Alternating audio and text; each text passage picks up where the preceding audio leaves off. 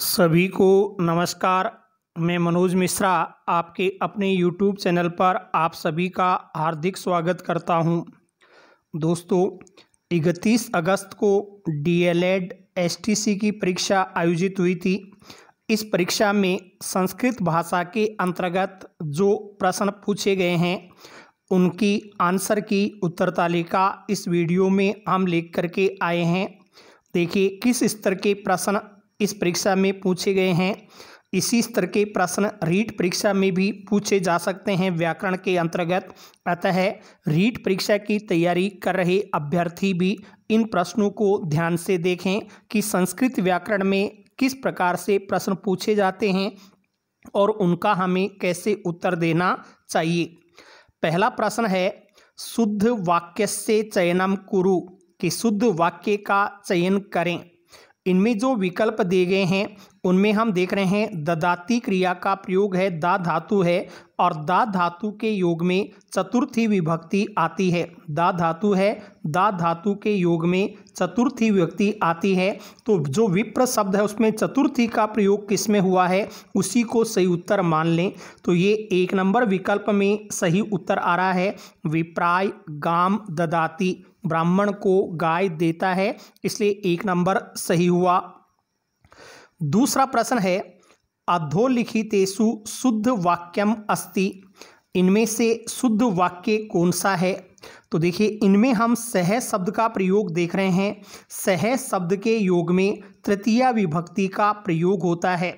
जो अप्रधान कर्ता होता है उसमें हम तृतीया का प्रयोग करते हैं। तो इनमें पुत्र शब्द में देख लीजिए सह का प्रयोग किस में आया, तृतीया का प्रयोग किस में आया है उसी को सही उत्तर मान लें। तो यहाँ 3 नंबर में पुत्रेण, ये तृतीया का प्रयोग है तो यही शुद्ध वाक्य हो जाएगा। पुत्रेण सह आगत है पिता। एक में विप्राय पहला सही हुआ, दूसरे में तीसरा सही हो गया। तीसरा प्रश्न है, नदी शब्द से द्वितीय विभक्ति द्विवचन कह। नदी शब्द है उसका द्वितीय विभक्ति का द्विवचन क्या होगा। तो अगर हम नदी शब्द के रूप बोलते हैं तो नदी नद्यौ नद्य है, नदीम नद्यौ नदी ही। तो यहाँ द्विवचन का रूप पूछा है तो द्विवचन में 4 नंबर विकल्प नद्यौ ये सही होगा। प्रथमा और द्वितीया दोनों के द्विवचन में नद्यौ रूप बनता है। फिर है, एतेषु अशुद्धम वाक्यम अस्ति, इनमें से अशुद्ध वाक्य कौन सा है। तो पहला है वृक्षात, ये वृक्षात लिखा हुआ है। वृक्षात पत्रम पतति, वृक्षात पत्रम पतति, वृक्ष से पत्ता गिरता। वृक्षात फलम पतति, फलम शब्द यहाँ लिखा हुआ है, वृक्षात फलम पतति। तो यहाँ पर जो अगर स्थिति देखें तो ये सही वाक्य माना जाएगा, वृक्ष से फल गिरता है। राम है दुग्धम पिबती, राम दूध पीता है, ये भी सही होगा। सीता पाठम पठितवती, ये पठित शब्द है, पठितवती वो पठ धातु में तवतु प्रत्यय जुड़ने पर स्त्रीलिंग का रूप बना हुआ है, भूतकाल में है तो सीता ने पाठ पढ़ा, ये भी सही माना जाएगा। लेकिन लता गेंद से खेलती है, इसमें तृतीया का प्रयोग होना चाहिए, जबकि कंदुके में सप्तमी का प्रयोग कर दिया, यह गलती है। इसलिए यहाँ लता कंदुकेन क्रीडति ऐसा होता तो सही माना जाता। तो अशुद्ध वाक्य पूछा है तो 4 नंबर अशुद्ध वाक्य माना जाएगा। फिर गंगा शब्द से चतुर्थी एकवचने किम रूपम, गंगा शब्द का चतुर्थी एकवचन में क्या रूप होता है। इसमें हम देखें तो गंगा लता की तरह चलेंगे, लता में चतुर्थी में लतायै, लताभ्याम लताभ्य है तो यहाँ गंगा का हो जाएगा गंगायै, गंगाभ्याम गंगाभ्य, 2 नंबर सही उत्तर हुआ।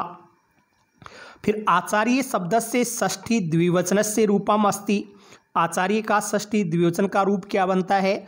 आचार्य अकारांत है तो राम शब्द के रूप अगर याद हो, बालक के याद हो तो आप देख सकते हैं षष्ठी में बालकस्य बालकयोः बालकानाम षष्ठी, तो आचार्यस्य आचार्ययोः ये रूप बनता है। इसलिए 4 नंबर विकल्प सही उत्तर मान लिया जाएगा। आचार्यस्य आचार्ययोः आचार्याणाम, तो 4 नंबर हुआ। फिर उपसर्ग विधायक, उपसर्ग संज्ञा विधायक सूत्रम अस्ति, उपसर्ग संज्ञा करने वाला सूत्र कौन सा है। इसमें हम देखें तो उपसर्गः क्रिया योगे, ये जो 4 नंबर विकल्प है वो यहाँ उपसर्ग संज्ञा को प्रकट करने वाला सूत्र हो गया, 4 नंबर सही करेंगे। फिर ई वर्णस्य उच्चारण स्थानम अस्ति, इसमें सही उत्तर देखें तो ईचु ये सानाम तालुहु, सूत्र के अनुसार ई का उच्चारण स्थान तालु होगा, 2 नंबर सही उत्तर हो गया। 9वां प्रश्न आ रहा है युष्माकं गृहं कुत्र अस्ति, इस वाक्य कह सर्वनाम है अस्ति, इस वाक्य में सर्वनाम शब्द कौन सा है? तो सर्वनाम शब्द युष्माकं तुम्हारा, ये तू से बना हुआ है, तो यहाँ 1 नंबर युष्माकं जो है वो सर्वनाम शब्द माना जाएगा। गृह संज्ञा शब्द है, कुत्र जो है वो अव्यय पद है और अस्ति क्रियापद है। युष्माकं ये सर्वनाम शब्द हो जाएगा, 1 नंबर सही उत्तर मानेंगे। राज्ञः पुरुषः गच्छति, अस्मिन् वाक्ये राज्ञः पदे का विभक्ति अस्ति, इस वाक्य में राज्ञः पद में कौन सी विभक्ति है? तो राजा का पुरुष का में षष्ठी आती है, तो ये षष्ठी विभक्ति का रूप होगा, एक वचन में बनता है राज्ञः, 3 नंबर षष्ठी सही उत्तर हुआ। फिर रात्रि शब्द से विपरीतार्थक है कह अस्ति, रात्रि शब्द का विपरीतार्थक यानी विलोम शब्द कौन सा है? तो देखिए यहाँ रात्रि का अर्थ रात होता है, निशा भी रात होता है, सरवरी भी रात होता है, अहन यानी दिन होता है, तो इसका विपरीत शब्द अहन, 3 नंबर सही उत्तर मान लिया जाएगा। फिर है भू धातु लंग लकारे प्रथम पुरुष एकवचनम अस्ति, भू धातु के लंग लकार के रूप बोलते हैं तो अभवत, अभवताम, अभवन निकल करके आते हैं, तो यहाँ पर 4 नंबर वाला जो अभवत है वो प्रथम पुरुष एकवचन का रूप है लंग लकार में, 4 नंबर सही उत्तर हो गया। फिर आ रहा है आ पद धातु हो तय प्रत्ययांतम रूपम भवति, आ प्लस पद और फिर तय प्रत्यय इसमें जोड़ना है तो क्या शब्द बनेगा? तो इससे जो शब्द बनता है वो 2 नंबर आपन्न है निकल करके आता है। रदाभ्याम निष्ठातो नह पूर्वस्य च दह सूत्र का प्रयोग करते हैं, तो जब भी कोई धातु है उसके अंत में द होता है तो वहाँ पर जो प्रत्यय का तय है उसको भी न हो जाता है और पूर्व का द है उसको भी न हो जाता है। इस आधार पर यहाँ शब्द जो बनेगा वो आपन्न शब्द निकल करके आता है, तो 2 नंबर सही हुआ। फिर 14वां प्रश्न आ रहा है अधोलिखितेषु विसर्ग संधेः उदाहरणम अस्ति, इनमें से विसर्ग संधि का उदाहरण कौन सा है? तो यहाँ देखें तो बालस्य अत्र, ये दीर्घ स्वर संधि है, संधि विच्छेद करेंगे तो बालस्य प्लस अत्र दीर्घ स्वर संधि होगी, तव प्लस एव वृद्धि संधि में जाएगा, वृद्धि स्वर संधि होगी, और तत् प्लस चरणयो ये स्तुत्व संधि व्यंजन संधि में स्तुत्व संधि हो जाती है। यहाँ पर देखें तो 2 नंबर विकल्प विसर्ग संधि में आता है, माधव है प्लस नाम, ये इसका संधि विच्छेद होगा।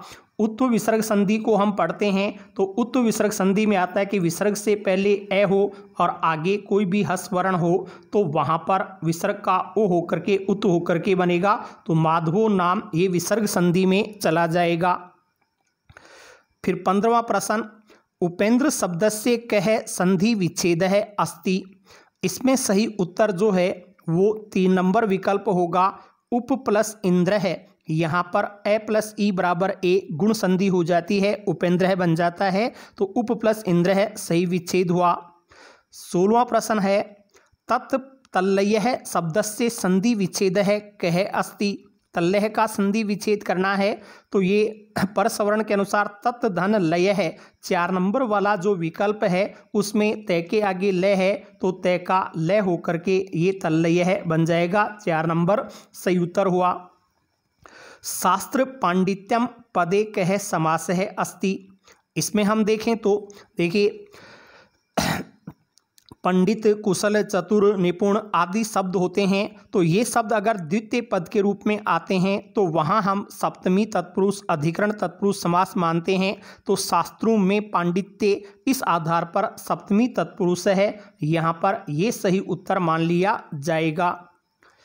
फिर है विसर्गस्य उच्चारण स्थानम भवति, विसर्ग का उच्चारण स्थान क्या होता है? तो एकु है विसर्जनीयानाम कंठ है, सूत्र के अनुसार विसर्ग का उच्चारण स्थान कंठ, 2 नंबर सही उत्तर हो गया। फिर है अधोलिखितेषु शुद्ध वाक्यम अस्ति, इनमें से शुद्ध वाक्य कौन सा है? राम है अयोध्यायाम अध्यवसत, या राम है अयोध्याम अध्यवसत, राम है अयोध्यायाः अध्यवसत, या राम अयोध्यायै अध्यवसत। इनमें हम देखें तो देखिए वस धातु के पहले अधि उपसर्ग लगा करके अध्यवसत रूप बनाया गया है, और जब वस धातु से पहले अगर अधि उपसर्ग जुड़ जाता है तो वहाँ जो क्रिया है उसका आधार है उसमें द्वितीय विभक्ति का प्रयोग होगा। इसलिए यहाँ पर अयोध्याम अवसत ये द्वितीय का रूप है, अयोध्याम अध्यवसत, तो यहाँ 2 नंबर विकल्प को ही सही उत्तर मानेंगे। राम है अयोध्याम अध्यवसत, राम अयोध्या में रहते हैं, तो अधिवस्ती की तरह ही अध्यवसत है, 2 नंबर को द्वितीय विभक्ति को सही उत्तर माना गया है। फिर सर्व शब्दस्य षष्ठी बहुवचने रूपम स्यात्, यहाँ कोष्टक में पुल्लिंग शब्द लिखा हुआ था, षष्ठी सर्व शब्द का पुल्लिंग में षष्ठी बहुवचन में क्या रूप बनता है? पुल्लिंग में पूछा है तो 1 नंबर सर्वेषाम ये सही उत्तर होगा। अगर स्त्रीलिंग में पूछा जाता तो सर्वासाम 2 नंबर को सही उत्तर कर देते। पुल्लिंग या नपुंसकलिंग दोनों में तो बनेगा सर्वेषाम, और स्त्रीलिंग में बनता सर्वासाम। पुल्लिंग में पूछा है तो 1 नंबर वाला सर्वेषाम सही उत्तर हुआ। फिर 21वां है तत् प्लस लिखति, इससे निष्पन्न संधि पद कौन सा होगा? तो इसमें देखें तो यहाँ पर अभी शब्द आया था तत्लय है से तल्लय बनता है, तो तत् प्लस लिखति में तय का लय होकर के तल लिखति ये वाला 2 नंबर वाला विकल्प है वो सही उत्तर बैठेगा। तत् प्लस लिखति तल लिखति ये रूप बन गया। फिर भू धातो लोट लकारे मध्यम पुरुष बहुवचनस्य रूपम अस्ति, भू धातु के रूप बोलते हैं लोट लकार में, तो भवतु भवताम भवन्तु भव भवतम भवत भवानी भवाव भवाम।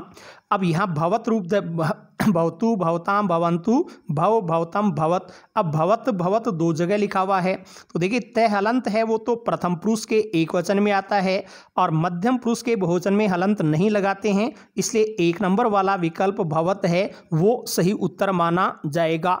भू धातु लोट लकार मध्यम पुरुष बहुवचन का रूप 1 नंबर भवत हुआ। फिर रावण है रामस्य दाराम सीताम अपहरत, रावण ने राम की दारा सीता का अपहरण किया। यहाँ रेखांकित पद में लिंग कौन सा है?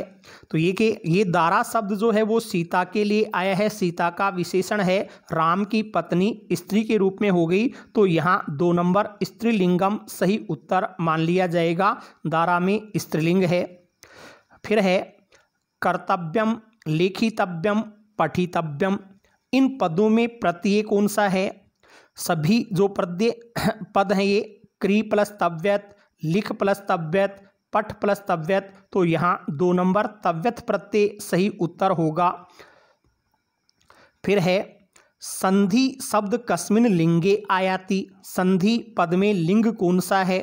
हिंदी की दृष्टि से हम बोलते हैं तब तो बोलते हैं संधि होती है, इस प्रकार से इस हिंदी में स्त्रीलिंग के अनुसार इसका प्रयोग होता है, लेकिन ध्यान दें संस्कृत व्याकरण में जो संधि पद है उसमें पुल्लिंग माना जाता है, तो यहाँ पुल्लिंगे 1 नंबर विकल्प सही उत्तर माना जाएगा। संधि शब्द में लिंग कौन सा है? तो पुल्लिंग इसमें माना जाता है संस्कृत में। अगला है समुद्र शब्दस्य पर्यायवाची कह अस्ति, समुद्र का पर्यायवाची शब्द कौन सा है? तो इसमें जो सही उत्तर है वो 2 नंबर रत्नाकर यानी समुद्र ये सही होगा। सुधाकर चंद्रमा को कहते हैं, निशाचर राक्षस को कहते हैं, तो दिनकर सूर्य का पर्यायवाची शब्द है। सुधाकर चंद्रमा, निशाचर राक्षस, दिनकर सूर्य, और रत्नाकर हो गया समुद्र। फिर है प्रय उपसर्ग है, नम धातु है, घय प्रत्यय है, इससे नया रूप क्या बनता है? तो प्रय उपसर्ग नम धातु घय प्रत्यय से जो रूप बनाते हैं वो 3 नंबर वाला प्रणाम है, ये वाला विकल्प सही उत्तर माना जाएगा। प्रय नम घय से प्रणाम है बनेगा।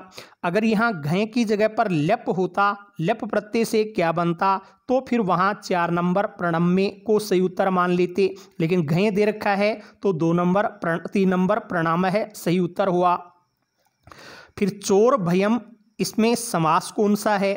तो देखिए भित्रार्थानाम भय हेतु सूत्र का हम प्रयोग करते हैं, तो जिससे डरा जाता है वो पंचमी में आता है, तो यहाँ पंचमी तत्पुरुष समास माना जाएगा।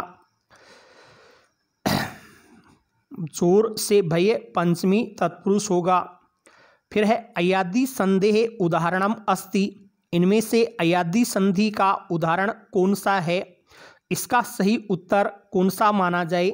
तो 3 नंबर नायक है जो है वो अयादि संधि में जाएगा। संधि विच्छेद करते हैं तो नई धन अक है, ये इसका संधि विच्छेद होगा।